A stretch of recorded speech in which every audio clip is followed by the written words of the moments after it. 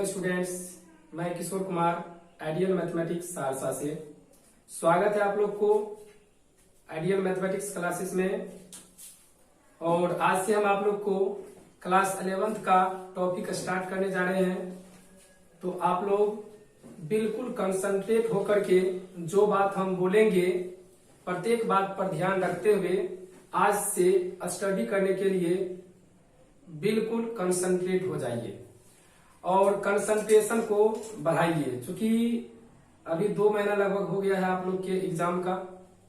Result तो नहीं आया है, लेकिन रिजल्ट मई के फर्स्ट वीक के ही अंत में दिया जा सकता है। तो इसलिए आप लोग को इतना दिन से तो बहुत कम ही ऐसा स्टूडेंट होगा जो कुछ पढ़ा लिखा होगा, नहीं तो सब इधर उधर में टाइम पास किया होगा। बाराती तो नहीं है छोड़ा होगा, भोज वोज नहीं छोड़ा होगा ये बीच में। इसलिए आज से पढ़ना शुरू कर दीजिए। क्लास 11th का सफर करके 10th का सफर करके आप क्लास 11th में आए हैं। ठीक है, तो स्टार्ट करते हैं आप लोग का आज एलजेब्रा चैप्टर। और एलजेब्रा में स्टार्ट करते हैं complex number.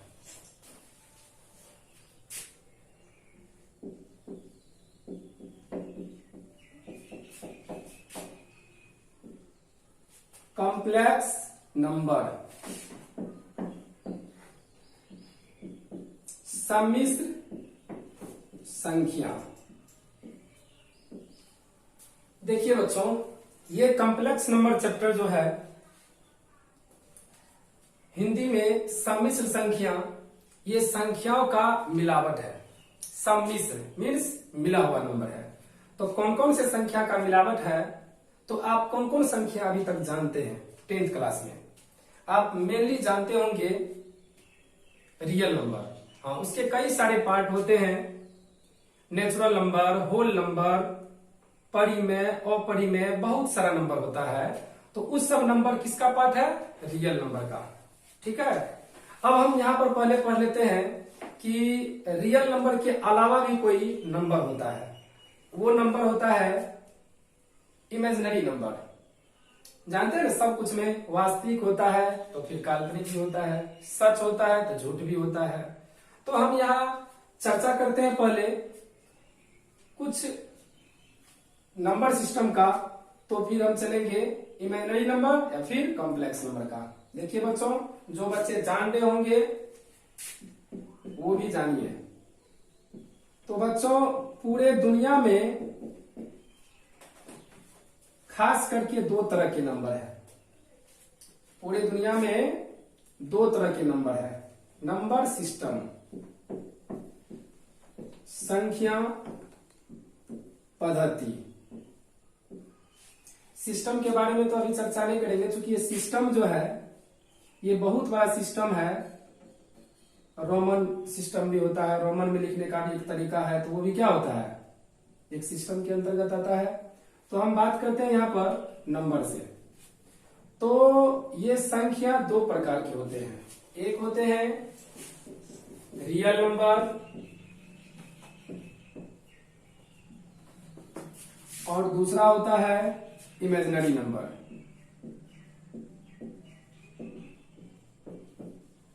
Imaginary number, real number वास्तविक संख्या जो आप 10th क्लास के अंदर में ही पढ़ चुके हैं। और काल्पनिक संख्या जो आप क्लास 11th में पढ़ेंगे। ठीक, तो एक बार हम रियल नंबर पर भी चर्चा कर लेते हैं। आप जानते हैं बच्चों कि रियल नंबर परिमेय संख्या एवं अपरिमेय संख्याओं के संग्रह को क्या कहते हैं? रियल नंबर, वास्तविक संख्या। ठीक है, वो भी ठीक है। और यहाँ हम उसी को दूसरे तरीका से डिफाइन करते हैं, परिभाषित करते हैं। तो चलिए, रियल नंबर अगर जान लेते हैं तो रियल नंबर के बहुत सारे पार्ट होते हैं, वो सब आप जान ही रहे हैं। तो हम चूंकि यहाँ पर रियल नंबर इमेजिनरी नंबर दोनों को बताना बेहद जरूरी है। तो वास्तविक संख्या किसको कहते हैं बच्चों? तो वह संख्या, वह नंबर जिसका स्क्वायर नॉन निगेटिव हो, नॉन निगेटिव हो। नॉन निगेटिव वर्ड इस्तेमाल किए हैं। नॉन निगेटिव मतलब ऋणात्मक नहीं। क्या? ऋणात्मक नहीं, यानी अऋणात्मक, अऋणात्मक हो, उसे रियल नंबर कहा जाता है।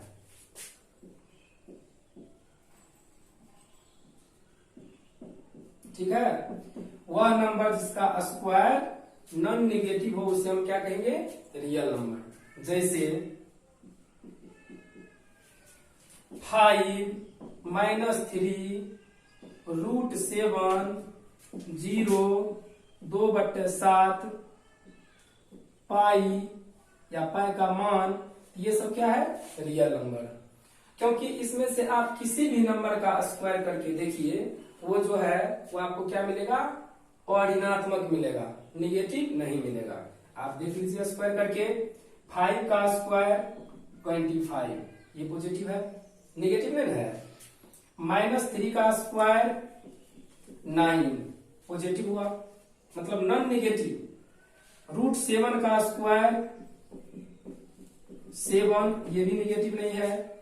0 का स्क्वायर 0, ये भी निगेटिव नहीं है। तो हम क्या बोले? वह नंबर जिसका स्क्वायर नॉन निगेटिव हो उसे क्या कहेंगे? रियल नंबर कहेंगे। और रियल नंबर को किससे डिनोट किया जाता है? रियल नंबर को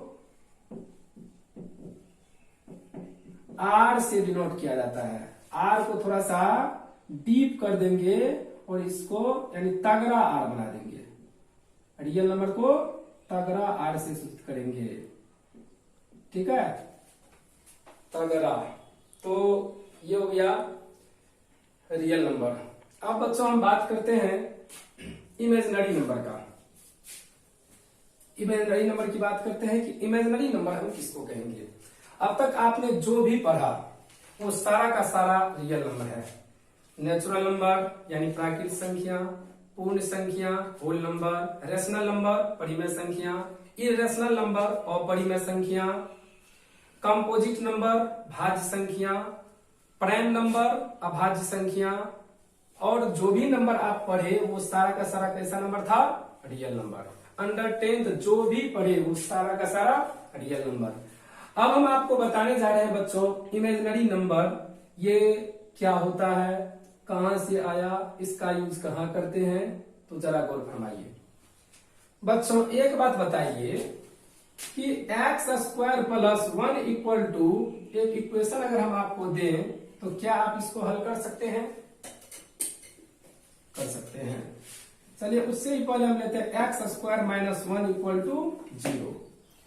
तो x² = 1 और x रूट के अंदर में 1 और यहाँ प्लस माइनस ले लेते हैं ना, x = ±1।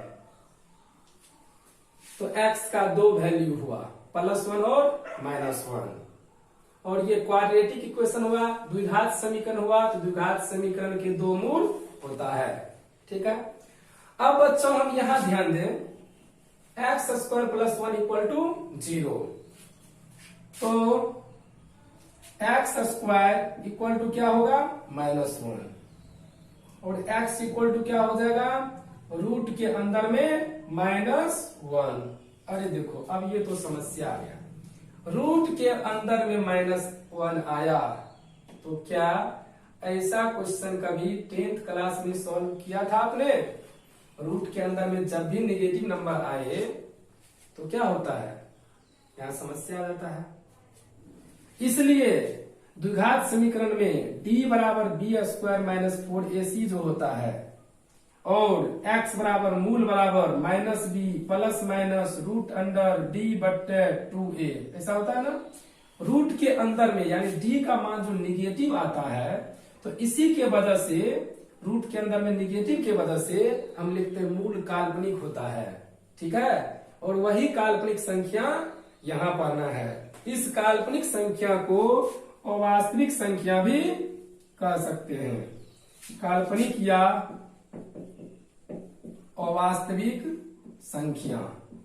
बोलते हैं ना कि मूल अवास्तविक है या काल्पनिक है, तो इसी के वजह से वही अवास्तविक या काल्पनिक संख्या के बारे में अभी हम अध्ययन करेंगे। तो बच्चों x square plus 1 equal to 0, x square equal to -1 और x equal to root under -1 आ गया। तो यहाँ फंस गया समस्या कि रूट के अंदर में निगेटिव आ गया, और निगेटिव नंबर का वर्गमूल तो आप निकालना सीखे नहीं है 10th क्लास में, और वो है ही नहीं आपके सिलेबस में। तो अब क्या होगा? इसी तरह बच्चों 18वीं शताब्दी की बात है, एक इक्वेशन इसी टाइप का आ गया था। तो उस जमाने में एक सॉल्व करना शुरू किया, x square plus 1 equal to 0, और उसके सामने ही ऐसा टर्म आ गया। तो उन्होंने क्या किया, इस टर्म को छोड़ करके थोड़ा सा ऊपर सोचा। आप भी थोड़ा ऊपर उठ के सोचिए। एक्स स्क्वायर इक्वल टू -1, अगर आपसे कहे x square equal to 4, x का कौन सा मान होगा जिसको स्क्वायर करने से 4 होगा? बताइए बच्चों, एक्स स्क्वायर इक्वल टू अगर 4 है तो एक्स का कौन सा मान होगा जिसको स्क्वायर करने से 4 हो जाए? तो +-2, एक्स का मान 2 लेंगे तो भी स्क्वायर 4 होता है, -2 लेंगे तो भी उसका स्क्वायर 4 होता है। अगर हम बोले एक्स स्क्वायर बराबर 25, तो एक्स का कौन कौन सा मान होगा जिसको स्क्वायर करने से 25 होगा? तो आप कहेंगे 5, 5 का स्क्वायर भी 25 और -5 का स्क्वायर भी 25 कहेंगे। अब हम आपसे पूछ रहे हैं कि एक्स स्क्वायर बराबर जब -1, तो एक्स का कौन सा मान होगा बच्चों जिसको स्क्वायर करने से -1 होगा? इसका जवाब दीजिए आप लोग। एक्स स्क्वायर बराबर -1, तो यहाँ एक्स का कौन सा मान होगा जिसको स्क्वायर करने से -1 हो? कोई ऐसा संख्या वास्तविक में बताइए जिसको स्क्वायर करने से -1 हो। आपको 3 मिनट कुछ सेकेंड समय देते हैं, जल्दी से सोचिए। एक्स का कौन सा मान होगा जिसको स्क्वायर करने से -1 हो वास्तविक में? क्या कोई ऐसा संख्या मिला जिसको स्क्वायर करने से -1 हो? नहीं, क्योंकि वास्तविक संख्या में अभी आपने देखा कि किसी भी नंबर का स्क्वायर किए तो हमेशा क्या होता है? पॉजिटिव, और यहाँ पे क्या है? निगेटिव। अभी आपने पढ़ा यहाँ पर कि किसी भी नंबर का स्क्वायर करते हैं तो हमें क्या मिलता है? नॉन निगेटिव, या तो 0 मिले या पॉजिटिव मिले, निगेटिव नहीं मिला। लेकिन यहाँ पे क्या है? एक्स स्क्वायर इक्वल टू -1 यानी निगेटिव। यहाँ एक्स का कोई वास्तविक मान संभव नहीं है जिसको स्क्वायर करने से -1 आए, निगेटिव आए। तो अब इसका समाधान होगा कैसे? जब समस्या आता है बच्चों तो समाधान भी जरूर होता है। तो यहाँ भी कुछ न कुछ तो समाधान निकलेगा ही।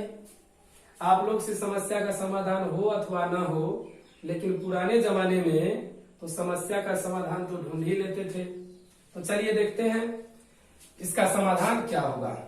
18वीं शताब्दी की बात है बच्चों, एक स्विट्जरलैंड के महान गणितज्ञ यूलर साहब ने एक नए प्रकार की नंबर का खोज किया। उस नंबर का नाम है आयोटा, IOTA, आयोटा, जिसका पहला अक्षर क्या हो गया? आई, पहला अक्षर ले लिया आई, ठीक है। एक्स स्क्वायर इक्वल टू -1, तो यहाँ एक्स का कोई वास्तविक मान संभव नहीं है। हम लिख सकते हैं हियर एक्स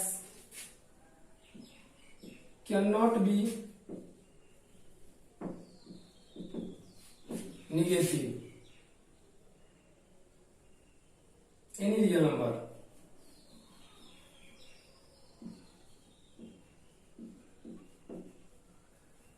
यहाँ x का कोई वास्तविक मान संभव नहीं है जिसका स्क्वायर करने से निगेटिव नंबर आए।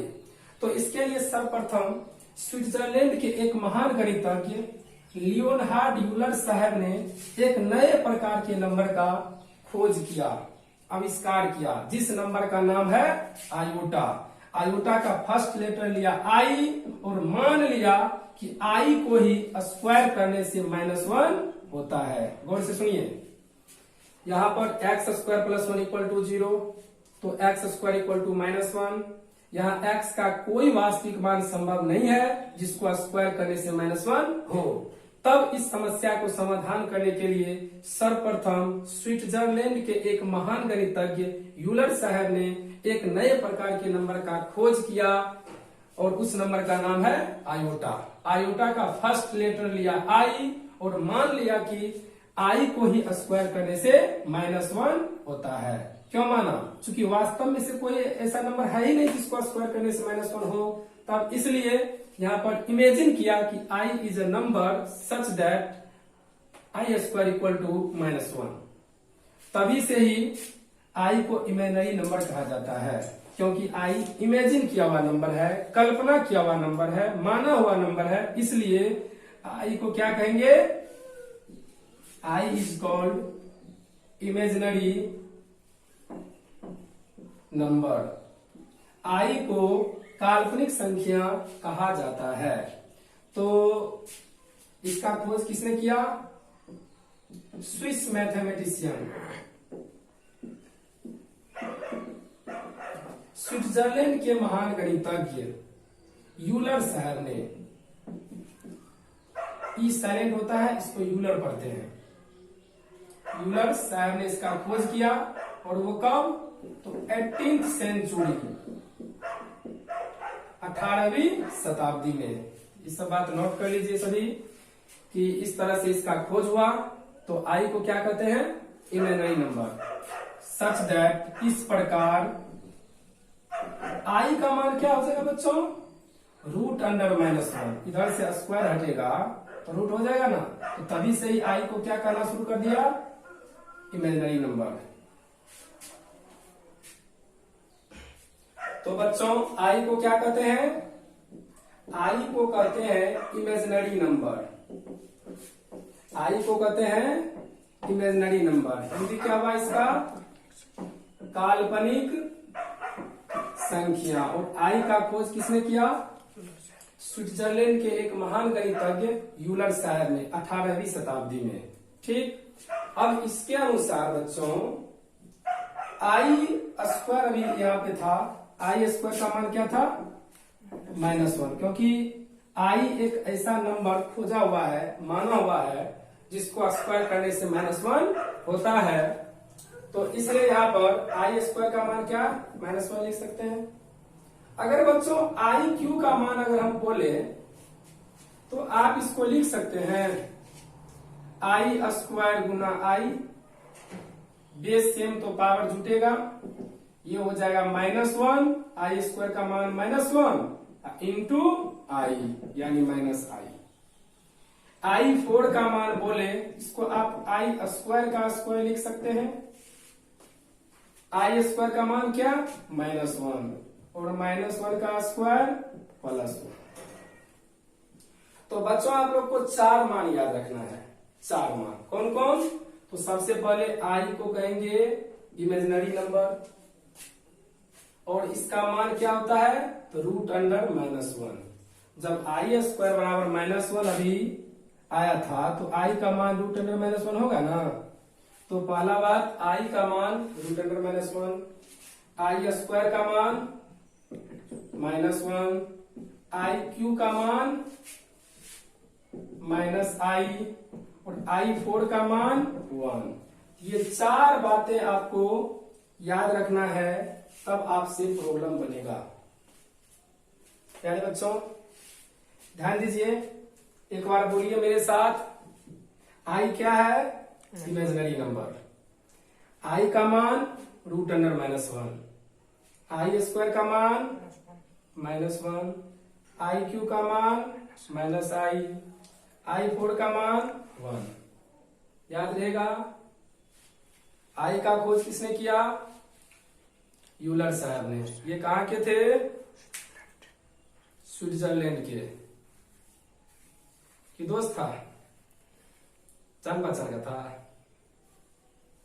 चलो ठीक है। अब ये हो गया इमेजिनरी नंबर की बातें।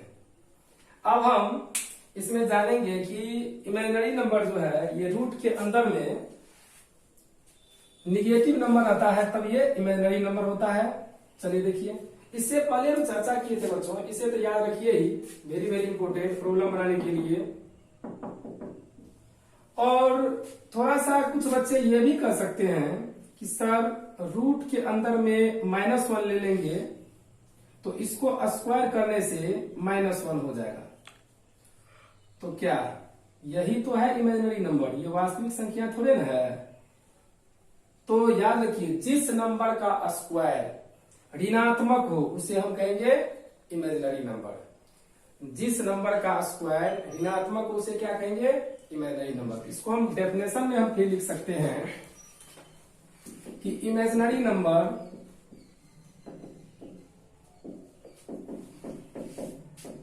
वो तो समझा दिए केवल। अब यहां से डेफिनेशन, इमेजिनरी नंबर काल्पनिक संख्या, वह संख्या वह नंबर जिसका स्क्वायर निगेटिव हो, जिसका वर्ग ऋणात्मक हो, उसे इमेजिनरी नंबर कहा जाता है। उसे इमेजिनरी नंबर कहा जाता है। ठीक है, वह संख्या जिसका स्क्वायर निगेटिव हो उसे इमेजिनरी नंबर कहा जाता है। और रियल में क्या लिखा थे, वह संख्या जिसका स्क्वायर निगेटिव नहीं हो, नॉन निगेटिव हो, उसे रियल नंबर। और वह संख्या जिसका स्क्वायर निगेटिव हो उसे इमेजिनरी नंबर। सही है। जैसे रूट के अंदर में -1, रूट के अंदर में -4, रूट के अंदर में -6 इत्यादि। आप देखिए इस सब का स्क्वायर करके देखिए, आपको ऋणात्मक होगा। रूट के अंदर में -1 लीजिए, रूट से स्क्वायर हटेगा तो क्या होगा, -1 हटता है। यहाँ रूट के अंदर में -4 लीजिए और इसको स्क्वायर करिए, रूट से स्क्वायर अगर हटेगा तो यहाँ -4।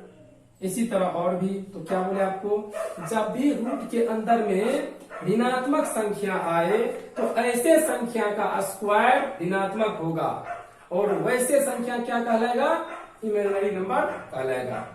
तो याद रखिए, वह संख्या जिसका स्क्वायर इमेजिनरी निगेटिव हो उसे हम कहेंगे इमेजिनरी नंबर।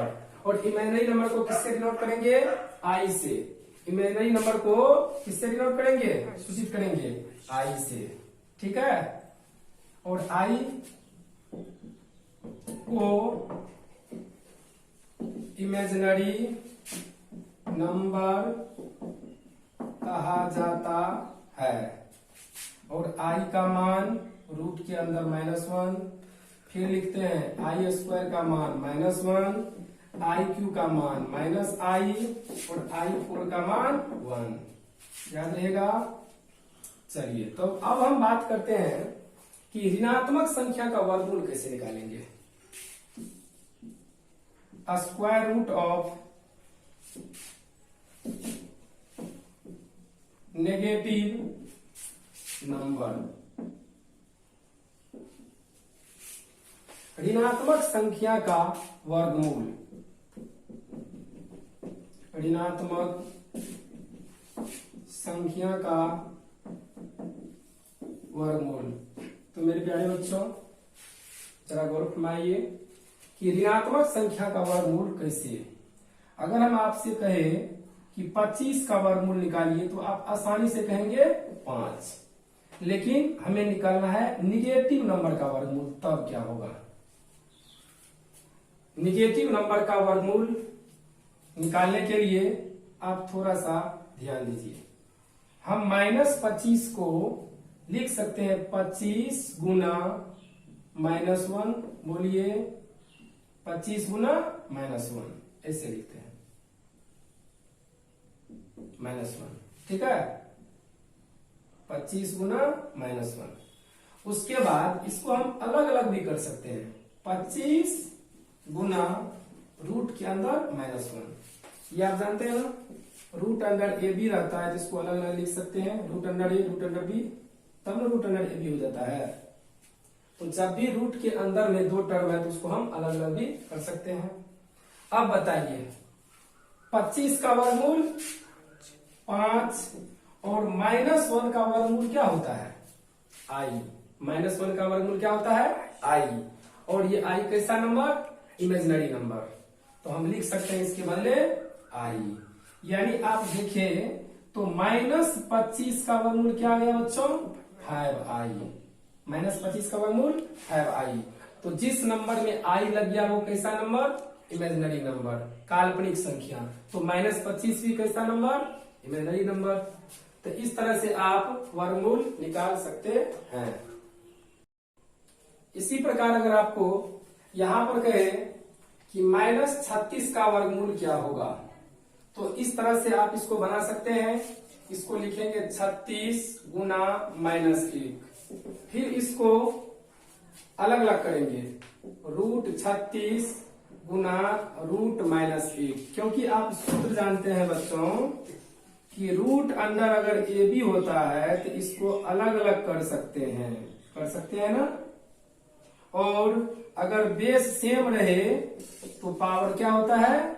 जुट जाता है, तो x की पावर m प्लस n हो जाता है। तो यहां पर देखिए अलग अलग कर दिए। अब 36 का वर्गमूल 6 और -1 का रूट क्या होता है? i। और i कैसा नंबर? Imaginary number. तो 6i कैसा नंबर? Imaginary number. और -36 कैसा नंबर? यह भी इमेजिनरी नंबर। तो अब आपको -36 का वर्गमूल कहे तो 6i। अब याद रखने का टेक्निक, 36 का 6 रख दीजिए और जब भी माइनस रहे तो माइनस के बदले आई लगा देंगे। तो अगर हम कहें यहाँ पर -64 का वर्गमूल, 64 का 8 माइनस का आई, -100 का वर्गमूल 10i कर सकते हैं, -16 का वर्गमूल 16 का 4 माइनस का आई, माइनस इसी प्रकार से और भी कुछ कर सकता है। 49 का वर्गमूल कितना? 7i, -4 का वर्गमूल 2i, -2 का वर्गमूल, अब क्या? तो 2 का तो निकलेगा नहीं वर्गमूल, तो 2 को रूटे में रखेंगे, अब माइनस का आई लगा देंगे। -3 का वर्गमूल, -3 का नहीं निकलेगा तो √3 और माइनस का आई। ठीक है। अगर कहा -8 का वर्गमूल, तब 8 का वर्गमूल निकलता है क्या? पूर्णतः नहीं निकलता है। तो 8 को आप लिख सकते हैं 2 चौके 8, 2 दूनी 4। तो यहाँ पर 2 में से 1 ठो निकल जाता है, 1 ठो रूटे में रह जाता है। तो इसको आप लिख सकते हैं बच्चों 2 गुना 2 हम डायरेक्ट लिखते हैं यहाँ पर। तो 8 का हो जाता है 2√2 माइनस का आई। -27 का वर्गमूल बोले तो 27 का 3 तिया 9 तिया 27, यानी 3√3 हो जाएगा और माइनस का आई। तो बच्चों हमें उम्मीद है कि ये सब चीज अब आप लोग को समझ में आ गया होगा कि निगेटिव नंबर का वर्गमूल कैसे निकालेंगे। ठीक है। तो बच्चों जो आज नए हैं वो अभी सब्सक्राइब कर दें और जो आपका दोस्त है वहां तक शेयर करके पहुंचा दीजिए, ताकि सभी बच्चे क्लास 11th का पढ़ाई में लग जाए। क्योंकि अब लेट हो रहा है, ये अप्रैल बीत रहा है। ठीक है।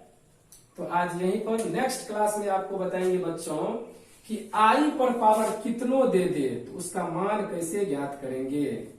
यानी कि अभी आप जाने कि केवल इस 4 मान का। तो एक बार हम फिर से आप लोग से बोलवाना चाहते हैं कि कॉम्प्लेक्स नंबर में इमेजिनरी नंबर क्या है। तो जरा बोलिए ताकि हमारे कानों तक आपका आवाज आए। ठीक है। तो चलिए, आई क्या है? बोलो सभी, आई क्या है? Imaginary number. इमेजिनरी नंबर का खोज किसने किया? यूलर साहब ने। ये कहाँ के थे? सुपौल का। स्विट्जरलैंड का। चलो ठीक है। और आई का मान √अंडर-1, आई स्क्वायर का मान -1, आई क्यू का मान -i पावर 4 का मान 1। चलिए ये चारों बात याद रखिए। तो कल हम आपको बताएंगे कि आई की पावर कितनों दे दे तो उसका आंसर आप बहुत ही फास्ट कैसे देंगे। ठीक है, तब सेवा समाप्त।